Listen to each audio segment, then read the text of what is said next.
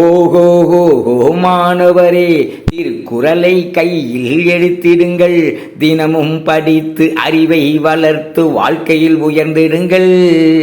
ஓஹோ மாணவரே, திருக்குறளை கையில் எடுத்திடுங்கள். தினமும் படித்து அறிவை வளர்த்து வாழ்க்கையில் உயர்ந்திடுங்கள். ஓஹோ கல்வியின் சிறப்பை திருக்குறள் தானே சொல்லி இருக்கிறதே. அதை 40வது அதிகாரத்தில் வடித்து இருக்கிறதே.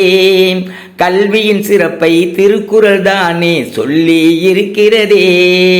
அதை 40வது அதிகாரத்தில் வடித்து இருக்கிறதே. இளமையிலேயே கற்றிட வேண்டும், புகழின் உச்சியை நீங்கள் அடைந்திட வேண்டும். ஓஹோ மாணவரே, திருக்குறளை கையில் எடுத்திடுங்கள். தினமும் படித்து அறிவை வளர்த்து வாழ்க்கையில் உயர்ந்திடுங்கள். ஓஹோ உலகம் முழுதும் ஆயிரம் மொழிகள் இருக்கிறதே. அத்தனை மொழிகளில் நம் தமிழுக்குத்தானே திருக்குறள் கிடைத்துள்ளதே. உலகம் முழுதும் ஆயிரம் மொழிகள் இருக்கிறதே. அத்தனை மொழிகளில் நம் தமிழுக்குத்தானே திருக்குறள் கிடைத்துள்ளதே. அனைவரும் அதனை படித்திட வேண்டும், குறளின் பயனை அடைந்திட வேண்டும். ஓஹோ மாணவரே, திருக்குறளை கையில் எடுத்திடுங்கள். தினமும் படித்து அறிவை வளர்த்து வாழ்க்கையில் உயர்ந்திடுங்கள். ஓஹோ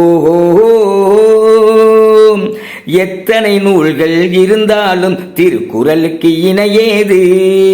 இங்கு எத்தனை புலவர்கள் வந்தாலும் திருவள்ளுவராகாது. எத்தனை நூல்கள் இருந்தாலும் திருக்குறளுக்கு இணையேது. இங்கு எத்தனை புலவர்கள் வந்தாலும் திருவள்ளுவராகாது. குறளை எல்லா மதமும் ஏற்றதை கேளு, தமிழின் பெருமை உயர்ந்தது பாரு. ஓஹோ மாணவரே, திருக்குறளை கையில் எடுத்திடுங்கள். தினமும் படித்து அறிவை வளர்த்து வாழ்க்கையில் உயர்ந்திடுங்கள். ஓஹோ